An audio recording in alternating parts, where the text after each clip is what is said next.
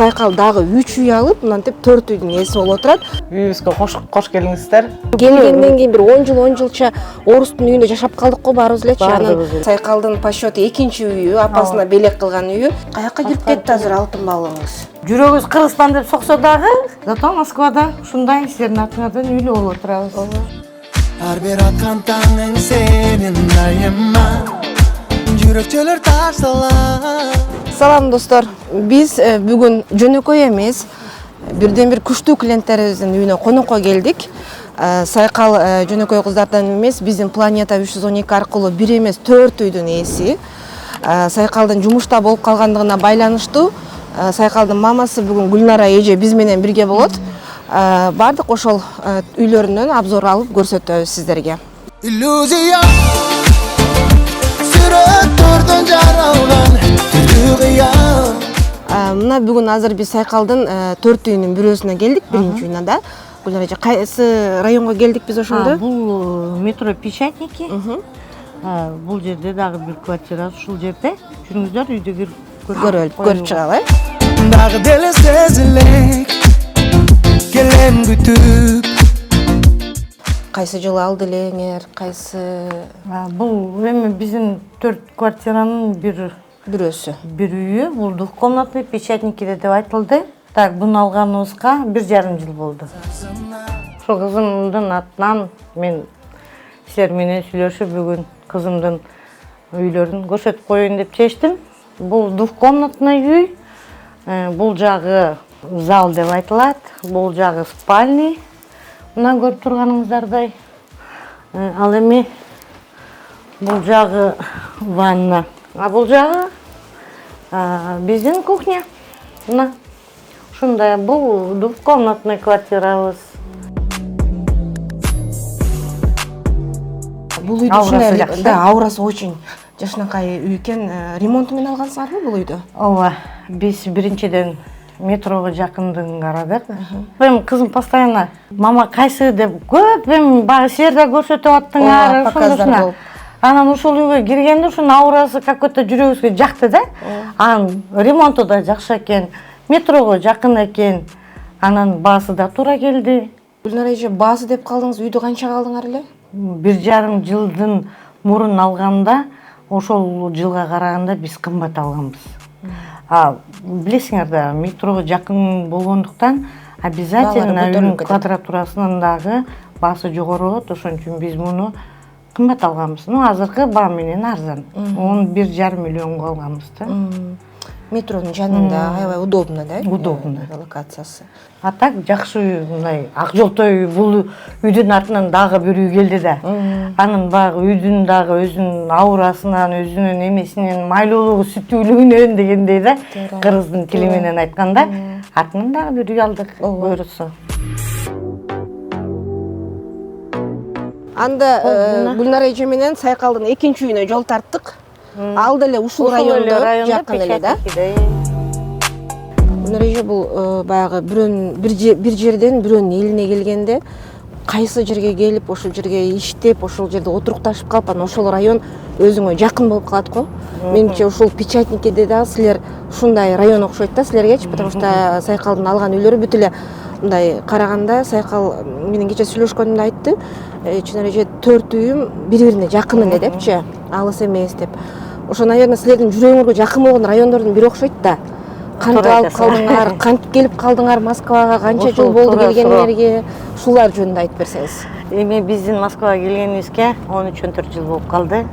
Биринчи мен өзүм келдим эле, кызым анда студентка болчу бүчүгүм десе. Анан 3-курста окуп атып, мама бир айдан кийин мама сага барам, я без тебя не могу деп туруп эле. Келип алды, папасы академический алып берип койду, мейли барып келсин деп. Анан келдик, ушул эле райондордо иштедик. Бизче Кантемировский, Домодедово, ушул эле райондордо. Анан ушул жакта жашап калдык, жалаң съемный квартираларда жашап жүрдүк. Албетте баягы биринчи келгенде эми кыйналыш обязательно болот да. Обязательно, да. Анан Кудайга шүгүр, ошо келгенден баштап ушу соода тармактарда иштедик. тетенька дяденькалардын колунда башында Кыргызстанда деле соода кылып жүрдүк элек да, өз магазиндер бар эле. Ошондо эле баягы кийин болуп жүрсөң ошол эле болуп келесиң, ошондой эле кабыл алат Москва дегендей эле. Туура сөз экен. Анан иштеп жүрдүк, анан кийин почему бирөөнүн колунда иштешибиз керек деген суроолор туулуп баштады. Анан өзүбүз ача баштадык. Анан иштеп, анан кызым ушу силерди угуп калып, мама үй албайлыбы деди. Анан ойдобай кызым десем, биздин паспорт менен болобу десем, мама болот экен мынакей деп кызым силерди Инстаграмдан таап алдыбы. Анан ушундай деп анын папасын ээрчитип алып барды. Көрүп келейинчи, эмнеден фирма депчи. Анан папасы сал мындай коркуп койду. Эркек киши коркогураак. Эркек киши коркогураак болот. Анан папасы каникулга эле келип турат да. Анан папасы кеткенден давай кызым алабыз деп туруп анан десем давай мама деп туруп анан алдык.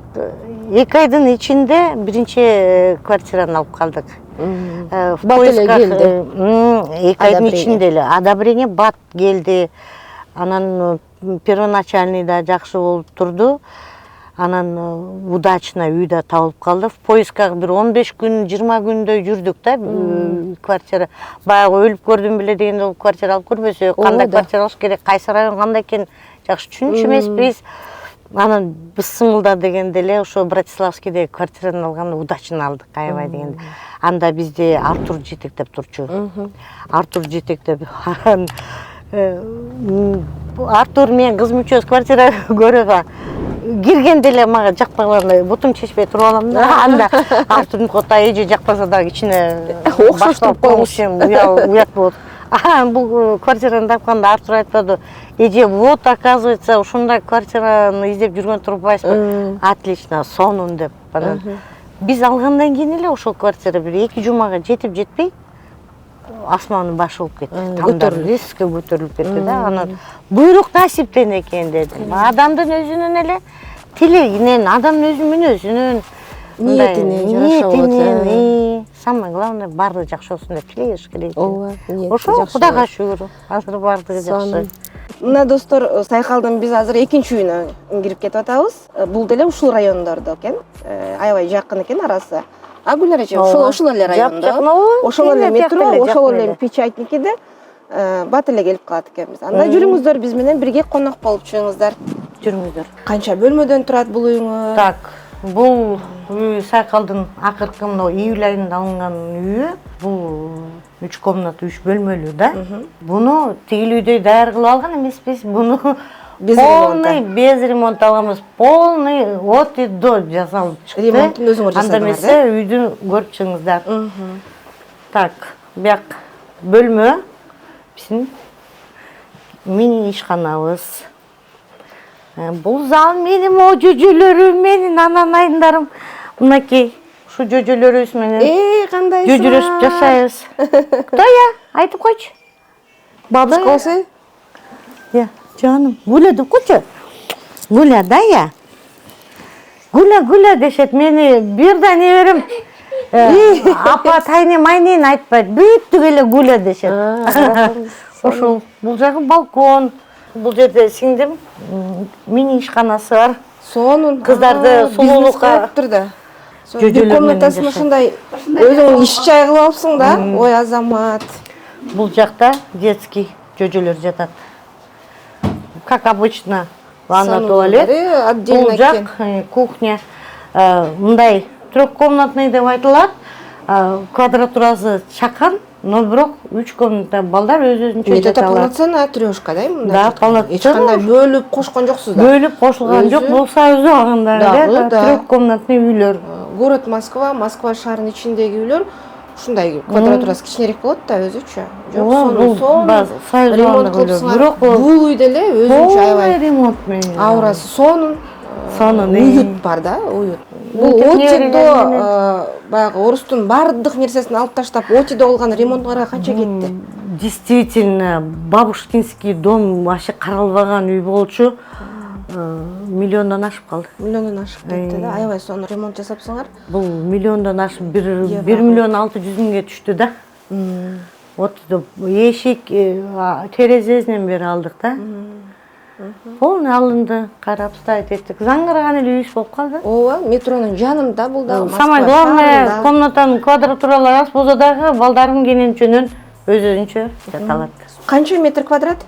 Бул үйдүн метр квадратурасы 57 чем-то с хвостиком. Москвада бул да шаардын ичинде турабы 3 комната, 3-кабатта сонун ремонттун баарын өздөрү от и до жасашты. Да.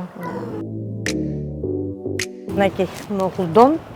Канчанчы этажга чыгабыз азыр? 3-этаж бул дагы. Анда жүрүңүздөр достор, мына Сайкалдын по счету биринчи алган үйү. Биринчи. Бул ак жолтой үй, ушул үйдүн артынан Сайкал дагы 3 үй алып, мынтип 4 үйдүн ээси болуп отурат. Эң биринчи үйүнө келет азыр да. Кош келипсиздер. Мына наконец-то Сайкалга келдик, жумуштан келиптир. Гүлнар эженин эң жакшы көргөн Мына мен жанатан бери айтып мактап аткан кызым ушул, мен энем дагы, эжем да, сиңдим дагы бар да ушул. Вот, Сайкал молодец кыз, бул эң күчтүү клиенттерибиздин бири, молодец. Кызымдын биринчи кубанычы, жана айтып келатканда биринчи алган үйүбүз ушул. Действительно баягы үйдү көргөндө айтасың го, ак жолтой деп ырымдайт го. Ошондой ак жолтой үйүбүз ушул.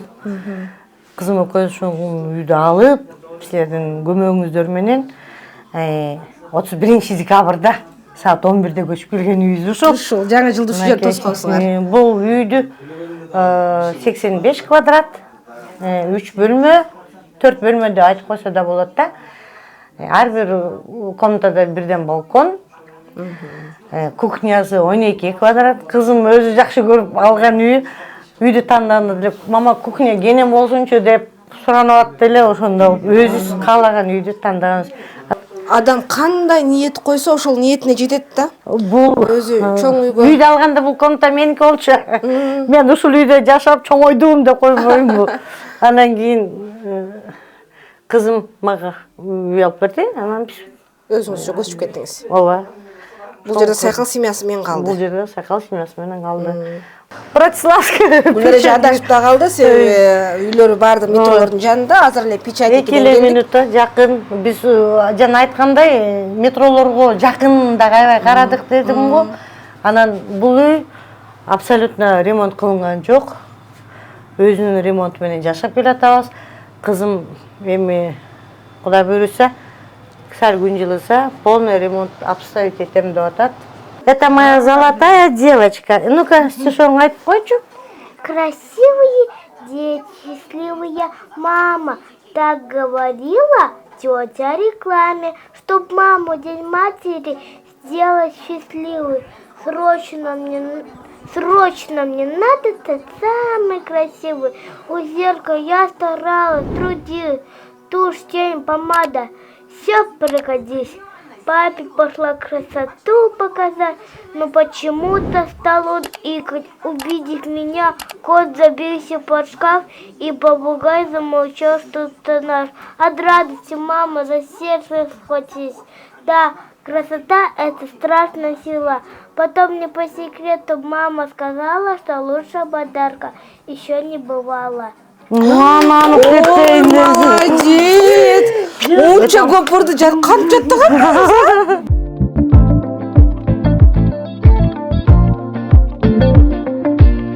Так, бул Гүлнара эже жашаган үй, Сайкалдын мамасына алган подаркасы по счету. Бул экинчи үйүң да, Гүлнара эже? Экинчи үй. Экинчи үй, бул Борисова районуна карайт. Бардык жерде камера бар. Аябай чоң турбайбы, мына кире бериши эле аябай чоң экен. Сону жакшы үйлөрдөн кошуналар тынч, кызы жок, андай да жок. Жана сурадыңыздар эле, азыр 10-этажга көтөрүлөбүз.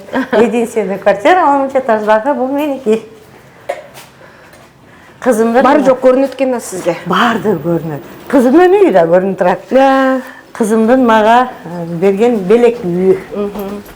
Бул эми бул Гүлнара эженин үйү, Сайкалдын по счету экинчи үйү, апасына белек кылган үйү. Үйгө киргенде эле уже Гүлнара эженин өзүнүн табитине жараша үй экени көрүнүп турат. Да, башкача колориттеги үй. Башкача да. Подъезден киргенде эле лифттин жанындагы живой гүлдөрдөн деле байкасаңыздар Ошондон болот. эле байкалса болот. Эже аябай зеленди сүйгөн, жашылды, мына живой природаны сүйгөн эже. Ошондон уже хозяйкадан эле билинип турат да үйдүн кандай экеничи. И вот Монда сонун гүлдөрдү өстүрөм да карабайсыңар. да, сонун үйлөр көчөдөн келатканда уже билинет экен. Да. Жакшы көрөм. Москва река мынакей. Сайкалдын өзүнүн үйүндө көрүп турасыз бул жерде. Ооба. Терди эмеден эле көрүнүп калат. Ошо, кстати, эмерде алтын балыгым да бар. Эми ушул алтын балыкка заказ кылабыз, боюнча үчүн бул. Каяка кирип кетти азыр алтын балыгыңыз? Ушуну бетине алат да. Да? Бет! Бул жерде баламдын хамичогу бар, тааныштырайынбы? Онуңуз да кирип кетиптир үйүнө. Да, ошо коркуп кирип кетти. Адамдар келсе кирип кетет экен да. Достор, мына бүгүн Сайкалдын баардык үйлөрүнө обзор кылып чыктык. Баардык үйлөрүнө конок болуп келдик. Бул по счету экинчи үйү Сайкалдын, апасына белек кылган үйү. Бул жерде Сайкалдын мамасы Гүлнара эже өзү турат.